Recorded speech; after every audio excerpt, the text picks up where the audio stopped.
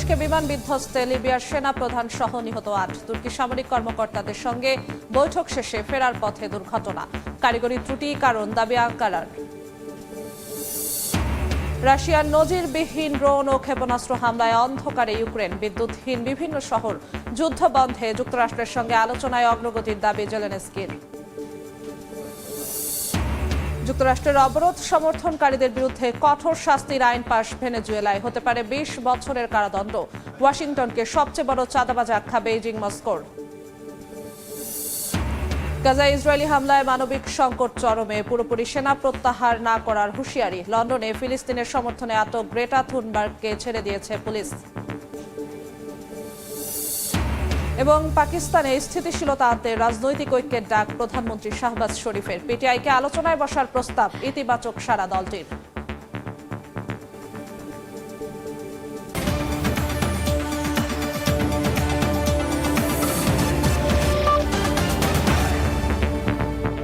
আন্তর্জাতিক সময়ের সঙ্গে আছি আমি জিন্নাতারা যশোয়া। শুরুতেই তারেক রহমানের স্বদেশ প্রত্যাবর্তনের খবর। ১.৫ যুগ পর কাল দেশে ফিরছেন বিএনপির ভারপ্রাপ্ত চেয়ারম্যান তারেক রহমান। স্মরণকালের সর্ববৃহৎ গণসংবর্ধনার প্রস্তুতি নিয়েছে বিএনপি।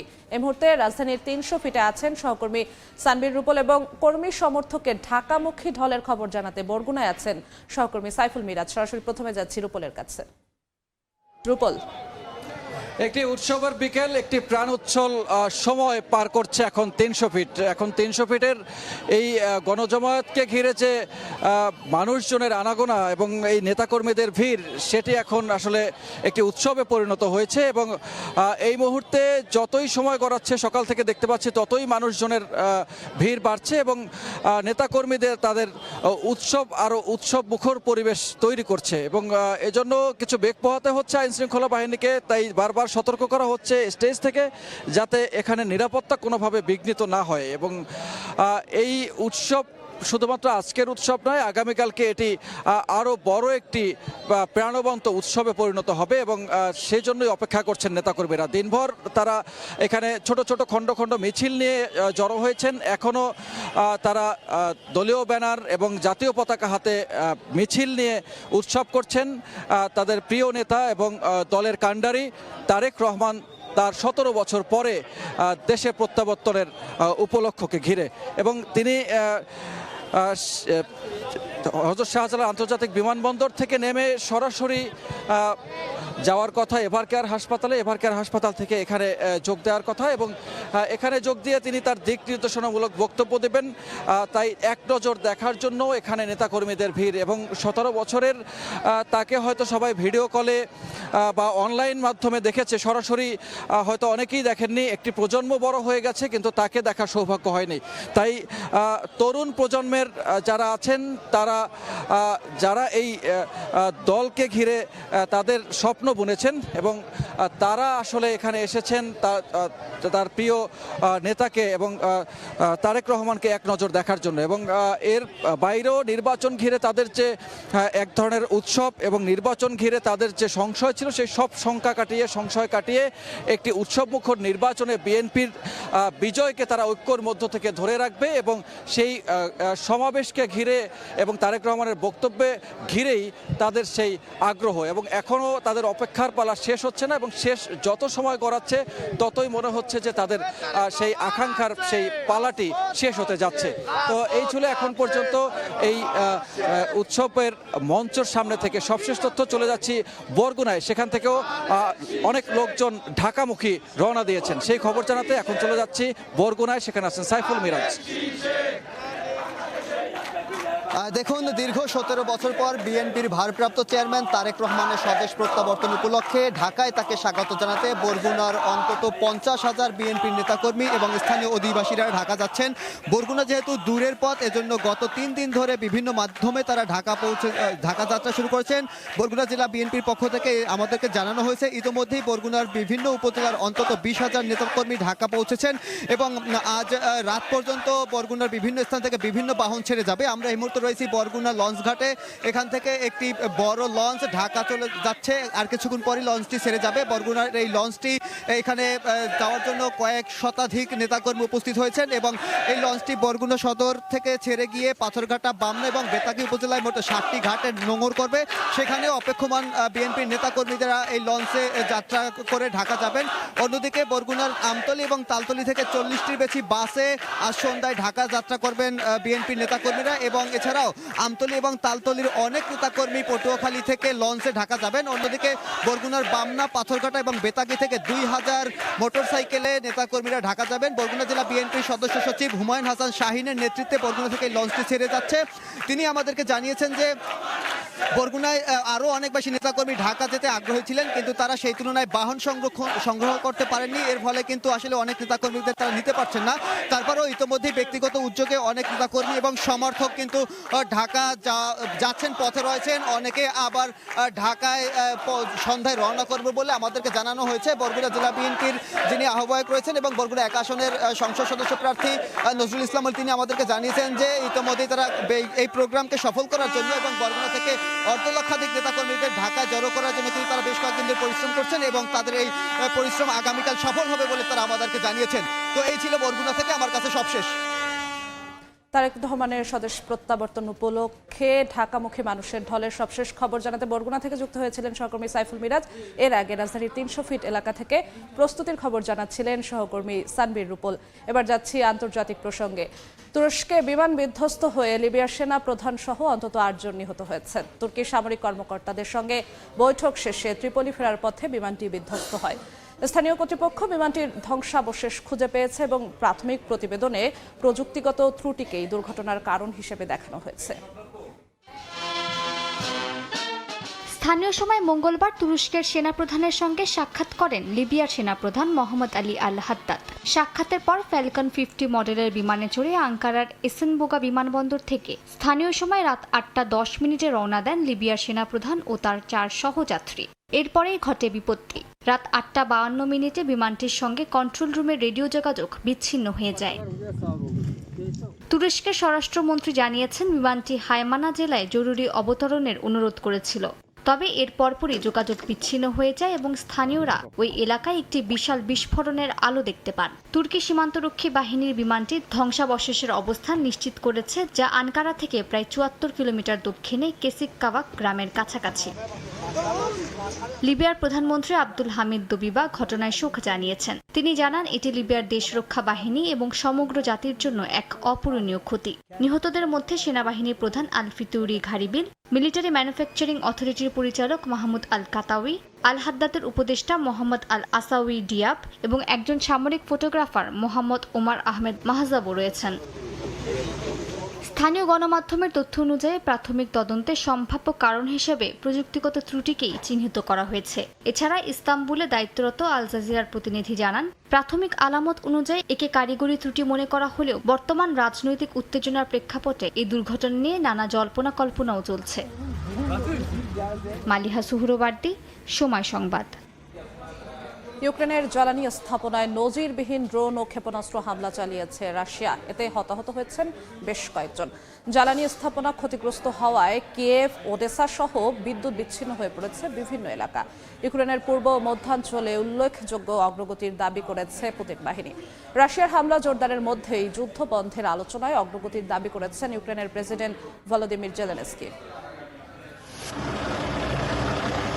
বিশ্বজুড়ে বড়দিনের আমেজের মধ্যে ইউক্রেনের বিভিন্ন শহরে ভয়াবহ হামলা চালিয়েছে রাশিয়া। স্থানীয় সময় মঙ্গলবার ভোররাত থেকে ইউক্রেনের কিয়েভ, খমেলনিৎস্কি, ওডেসা ও ঝিতোমির এলাকায় 635টি ড্রোন ও 38টি ক্ষেপণাস্ত্র হামলা চালিয়েছে পুতিন বাহিনী। এই ঘটনায় বেশ কয়েকজন হতাহত হয়েছেন। রাজধানী কিয়েভে রুশ ড্রোন হামলায় একই আবাসিক ভবনের বেশ কয়েকজন বাসিন্দা আহত হয়েছেন। মস্কোর শক্তিশালী হামলায় ওডেসায় হাজারো মানুষ বিদ্যুৎবিহীন হয়ে পড়েছে। তাপমাত্রা শূন্যের নিচে নেমে আসায় বিদ্যুৎ বিভ্রাটের মধ্যে জরুরি শক্তি ব্যবহার কমানোর পরামর্শ দিয়েছে ইউক্রেনের জ্বালানি সরবরাহকারী সংস্থা। রিভনে, টেরনোপিল ও ঝিতোমির অঞ্চলে বিদ্যুৎ সরবরাহ প্রায় সম্পূর্ণভাবে বন্ধ। এর মধ্যে ইউক্রেনের পূর্ব ও মধ্যাঞ্চলে রাশিয়ার সামরিক অগ্রগতির দাবি নতুন করে সংঘাতের মাত্রা বাড়িয়েছে। খার্কিভ ও দিনিপ্রোপেট্রোভস্ক অঞ্চলে দুটি বসতি দখলের কথা জানিয়েছে মস্কো। একই সঙ্গে দোনেৎস্কের সিভরেস এলাকা থেকে ইউক্রেনীয় বাহিনী সরে যাওয়ার ঘোষণা দিয়েছে কিয়েভ। ইউক্রেনের পরিত্যক্ত চেরনোবিল পারমাণবিক বিদ্যুৎ কেন্দ্রকে ঘিরে নতুন করে নিরাপত্তা উদ্বেগ তৈরি হয়েছে। কেন্দ্রটির পরিচালক সের্কি তারকানভ সতর্ক করে জানিয়েছেন, যে কোনো সময় রুশ ক্ষেপণাস্ত্র বা ড্রোন হামলায় কেন্দ্রটির অভ্যন্তরীণ বিকিরণ আশ্রয় কাঠামো ধ্বংস হয়ে যেতে পারে। তার ভাষায় সরাসরি আঘাত কিংবা কাছাকাছি বিস্ফোরণ হলেই আশপাশের এলাকায় মৃদু ভূকম্পন হতে পারে। এতে সুরক্ষা কাঠামো টিকে থাকবে কিনা তার কোনো নিশ্চয়তা নেই। চলমান হামলার মধ্যে যুদ্ধবন্ধে আলোচনার পথ এখনো খোলা আছে বলে জানিয়েছেন মার্কিন প্রেসিডেন্ট ডোনাল্ড ট্রাম্প। তবে দুই দেশের নেতৃত্বের মধ্যে গভীর বৈরিতাকে অগ্রগতির পথে বড় বাধা হিসেবে দেখছেন তিনি। তবুও যুক্তরাষ্ট্রের উদ্যোগে সংলাপ চলমান রয়েছে বলে দাবি মার্কিন প্রেসিডেন্টের। মালিহা সুহরওয়ার্দী, সময় সংবাদ। আন্তর্জাতিক সময় আরও থাকছে। যুক্তরাষ্ট্রের পেনসিলভেনিয়ায় নার্সিংহোমে ভয়াবহ বিস্ফোরণ, 3 জন নিহত, ধসে পড়েছে ভবনের একাংশ, নিখোঁজ বেশ কয়েকজন। একমাত্র আরএফএল ক্লাস পাইপ নিশ্চিত করে প্রতি ইঞ্চিতে সঠিক থিকনেস ও সঠিক মাপ। পাইপের বস, না কিনলে লস। ভেনেজুয়েলায় যুক্তরাষ্ট্রের আরোপিত অবরোধ সমর্থন বা অর্থায়নে যুক্ত ব্যক্তিদের বিরুদ্ধে কঠোর শাস্তির আইন পাশ করেছে মাদুরো প্রশাসন। মঙ্গলবার দেশটির পার্লামেন্টে পাশ হওয়া আইন অনুযায়ী দোষীদের 20 বছর পর্যন্ত কারাদণ্ড হতে পারে। ভেনেজুয়েলার বিরুদ্ধে যুক্তরাষ্ট্রের পদক্ষেপের নিন্দা জানিয়েছে রাশিয়া ও চীন। ওয়াশিংটনকে ইতিহাসের সবচেয়ে বড় চাঁদাবাজ হিসেবে অভিহিত করেছে বেইজিং, মস্কো। এর মধ্যেই কারাকাসের বিরুদ্ধে কঠোর নিষেধাজ্ঞা দেওয়ার কথা জাতিসংঘকে জানিয়েছে ট্রাম্প প্রশাসন। চলতি মাসে ভেনেজুয়েলা উপকূলে মাদক অভিযানের নামে একের পর এক তেলবাহী ট্যাঙ্কার জব্দ করেছে মার্কিন নৌবাহিনী। এমনকি দেশটিতে স্থল অভিযানের হুমকিও দিচ্ছেন মার্কিন প্রেসিডেন্ট ডোনাল্ড ট্রাম্প। এবার যুক্তরাষ্ট্রের আরোপিত অবরোধকে সমর্থন বা অর্থায়নে যুক্ত ব্যক্তিদের বিরুদ্ধে কঠোর শাস্তির আইন পাশ করেছে মাদুরো প্রশাসন। মঙ্গলবার দেশটির পার্লামেন্টে পাশ হওয়া এই আইন অনুযায়ী কোনো ব্যক্তির সম্পৃক্ততা পেলে 20 বছর পর্যন্ত কারাদণ্ড হতে পারে। আইনটি ভেনেজুয়েলার জাতীয় অর্থনীতি রক্ষার পাশাপাশি জনগণের জীবনযাত্রার মান উন্নয়নে ভূমিকা রাখবে বলে উল্লেখ করেন আইন প্রণেতারা। এর মধ্যেই জাতিসংঘকে মাদুরো প্রশাসনের ওপর কঠোর নিষেধাজ্ঞা আরোপের কথা জানিয়েছে যুক্তরাষ্ট্র। এর আগে ভেনেজুয়েলা উপকূলে জব্দকৃত তেল যুক্তরাষ্ট্রে রাখা হবে বা বিক্রি করা হবে বলে জানান ট্রাম্প। ট্রাম্প প্রশাসনের এসব কর্মকাণ্ডের তীব্র নিন্দা জানিয়েছেন জাতিসংঘে নিযুক্ত ভেনেজুয়েলার স্থায়ী প্রতিনিধি। বলেন, ডোনাল্ড ট্রাম্প ভেনেজুয়েলার ভূখণ্ড নিয়ন্ত্রণে নিতে চায়। জাতিসংঘের নিরাপত্তা পরিষদে কারাকাসের ওপর ওয়াশিংটনের সামরিক ও অর্থনৈতিক চাপ প্রয়োগের নিন্দা জানিয়েছে বেইজিং, মস্কো। যুক্তরাষ্ট্রকে ইতিহাসের সবচেয়ে বড় চাঁদাবাজ উল্লেখ করে এ ধরনের কর্মকাণ্ড কাপুরুষিত ও ভীতি প্রদর্শনের বলে মন্তব্য করে রাশিয়া ও চীন। এদিকে জাতিসংঘের নিরাপত্তা পরিষদ স্বাধীনভাবে নৌ চলাচল ও ব্যবসা বাণিজ্য পরিচালনায় ভেনেজুয়েলাকে যথেষ্ট সহযোগিতা করছে বলে জানিয়েছেন নিকোলাস মাদুরো। জাতিসংঘ নিরাপত্তা পরিষদ ভেনেজুয়েলার মুক্ত নৌ চলাচল ও মুক্ত বাণিজ্যের অধিকারের পক্ষে ব্যাপক সমর্থন দিচ্ছে। ভেনেজুয়েলার বিরুদ্ধে তেল রপ্তানির আয় থেকে মাদক সন্ত্রাস, মানব পাচার, হত্যাকাণ্ড ও অপহরণের মতো কর্মকাণ্ডের অভিযোগ তুলে কয়েক মাস ধরেই হুমকি ধামকি দিচ্ছেন মার্কিন প্রেসিডেন্ট ডোনাল্ড ট্রাম্প, যদিও সব অভিযোগ অস্বীকার করেছে কারাকাস। রাইসা জান্নাত, সময় সংবাদ। ইসরায়েল কখনো গাজা থেকে পুরোপুরি সেনা প্রত্যাহার করবে না বলে হুঁশিয়ারি দিয়েছেন দেশটির প্রতিরক্ষা মন্ত্রী ইসরায়েল কাটজ। বলেন, উপত্যকাটি থেকে একটি বেসামরিক সামরিক সেনা ইউনিট গঠন করা হবে। এর মধ্যেই গাজার হাসপাতালগুলোতে মানবিক সংকট চরমে, চিকিৎসা সরবরাহের অভাবে রোগীরা মৃত্যুর মুখে। এদিকে লেবাননে ইসরায়েলি হামলার পর সেনাবাহিনীর সঙ্গে হিজবুল্লাহর সংশ্লিষ্টতার অভিযোগ অস্বীকার করেছে দেশটি। যুক্তরাষ্ট্রের সমর্থিত গাজা শান্তি পরিকল্পনায় অক্টোবরে ইসরায়েল ও হামাস উভয়ের স্বাক্ষরিত চুক্তি অনুযায়ী ইসরায়েলি সেনাবাহিনী উপকূলীয় এই অঞ্চল থেকে ধীরে ধীরে পুরোপুরি প্রত্যাহার করবে এবং ইসরায়েল গাজায় বেসামরিক বসতি পুনঃপ্রতিষ্ঠা করবে না। তবে এবার প্রকাশ্যেই সেই চুক্তি লঙ্ঘনের ঘোষণা দিয়েছেন ইসরায়েলি প্রতিরক্ষা মন্ত্রী ইসরায়েল কাটজ। স্থানীয় সময় মঙ্গলবার তিনি সাফ জানিয়ে দিয়েছেন, নিরাপত্তার কারণে ইসরায়েলি সেনাবাহিনী গাজা উপত্যকা থেকে কখনো পুরোপুরি প্রত্যাহার করা হবে না এবং ফিলিস্তিনি এই অঞ্চলে একটি বেসামরিক সামরিক সেনা ইউনিট গঠন করা হবে। আমরা গাজার গভীরে অবস্থান করছি এবং আমাদের সেনাবাহিনী কখনোই গাজা ছেড়ে যাবে না। সেখানে প্রতিরক্ষার জন্য তারা অবস্থান করবে যেন অতীতের পুনরাবৃত্তি না ঘটে। ইসরায়েলের ভিত্তি ও IDF এর ওপর আমার দৃঢ় বিশ্বাস আছে। এর মধ্যেও পশ্চিম তীরে তাণ্ডব অব্যাহত রেখেছে নেতানিয়াহু বাহিনী। আজ শামুতে ইসরায়েলি বসতি স্থাপনকারীরা এক ফিলিস্তিনির বাড়িতে হামলা চালিয়ে পোষা প্রাণীকে আহত করে। ভিডিও ফুটেজে দেখা গেছে হামলাকারীরা মুখোশ পরে ঘরে প্রবেশ করছে, জানালা ও দরজা ভেঙে ফেলছেন। একই সঙ্গে স্থানীয় কৃষকদের ক্ষেত থেকে জোরপূর্বক সরিয়ে দেয় IDF।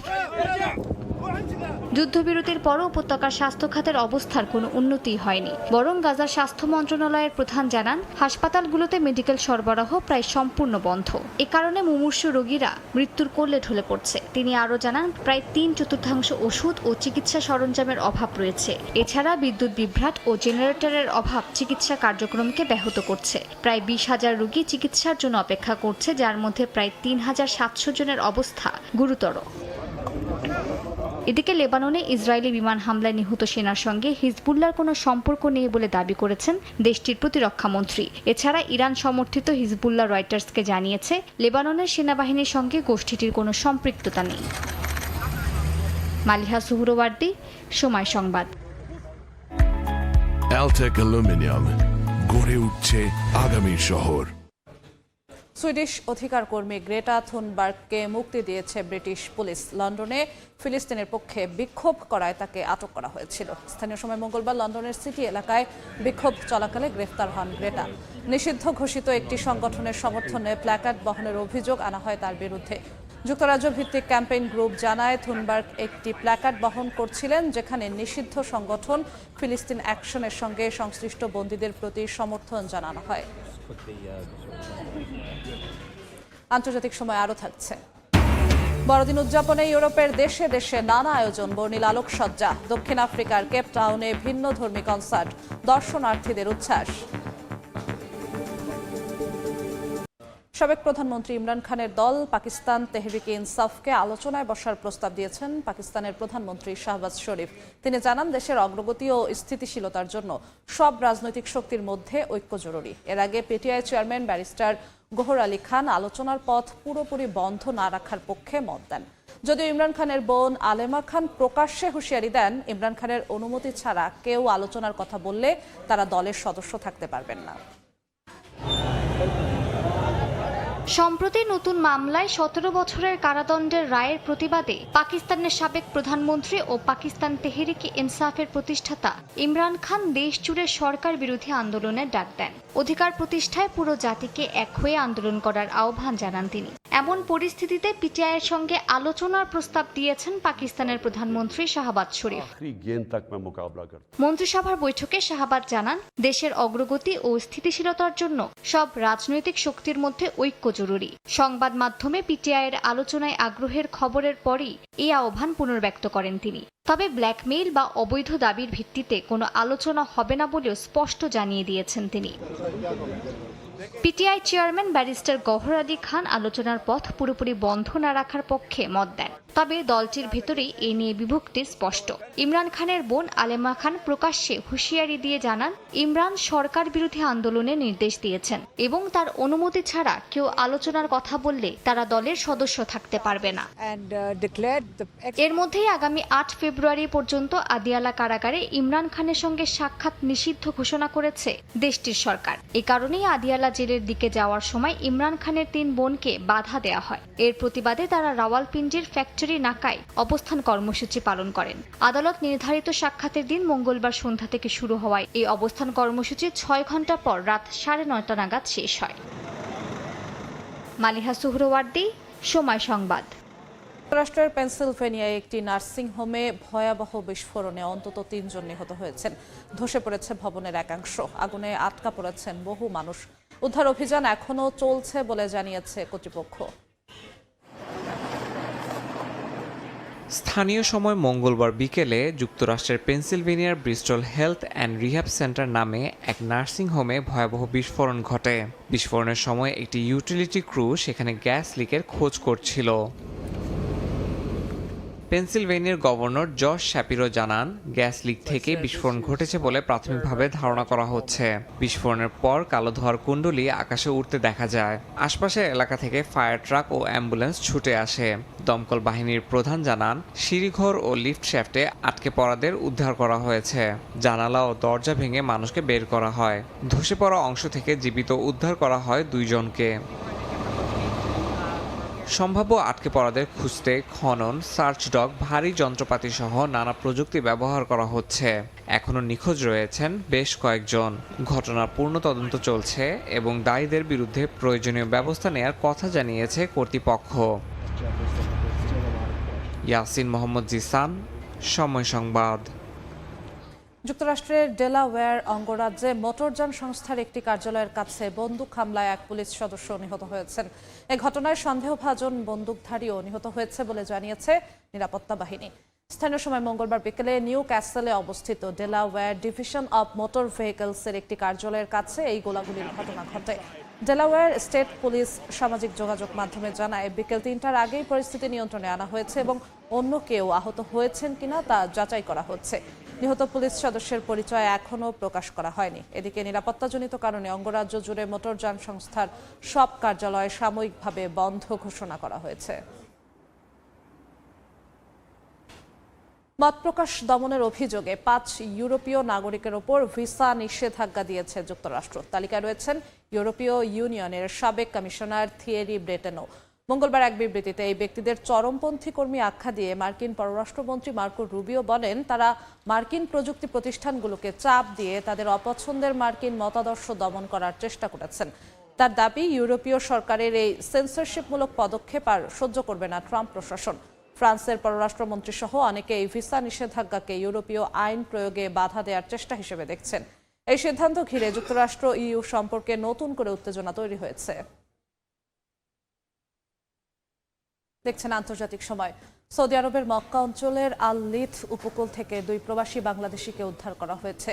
স্থানীয় কর্তৃপক্ষ জানায়, সাগরে একটি নৌকা বিকল হয়ে পড়লে তাতে থাকা 2 বাংলাদেশি বিপদে পড়েন। খবর পেয়ে বর্ডার গার্ড বাহিনীর উদ্ধারকারী দল ঘটনাস্থলে পৌঁছে তাদের নিরাপদে তীরে নিয়ে আসে।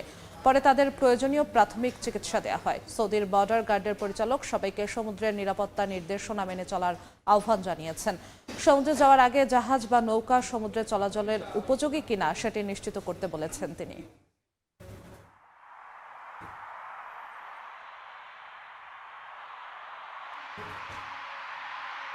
আন্তর্জাতিক সময়।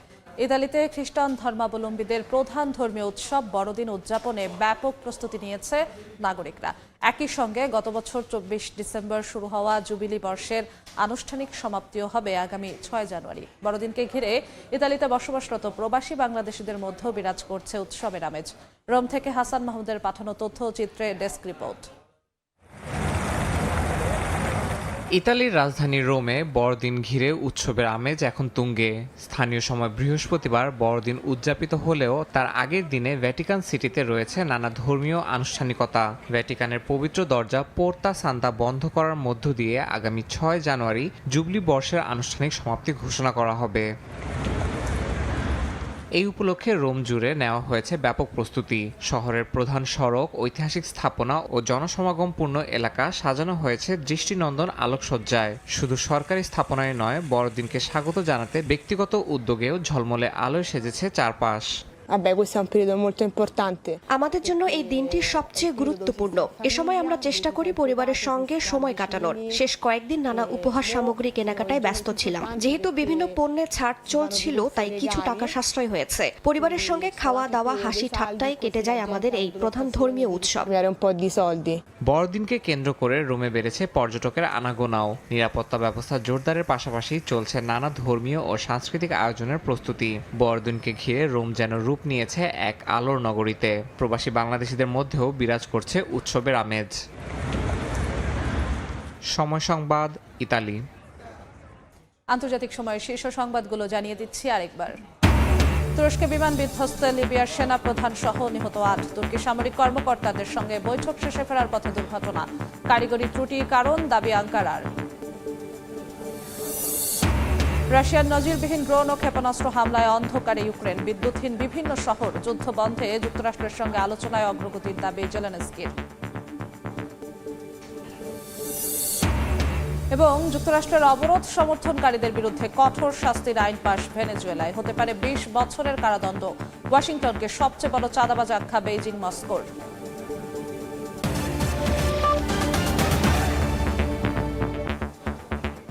এই ছিল আন্তর্জাতিক সময়ের পর বিকেল 5টায় থাকবে নির্বাচন নিয়ে আমাদের বিশেষ আয়োজন নির্বাচনের পথচলা। সঙ্গেই থাকুন সময়ের।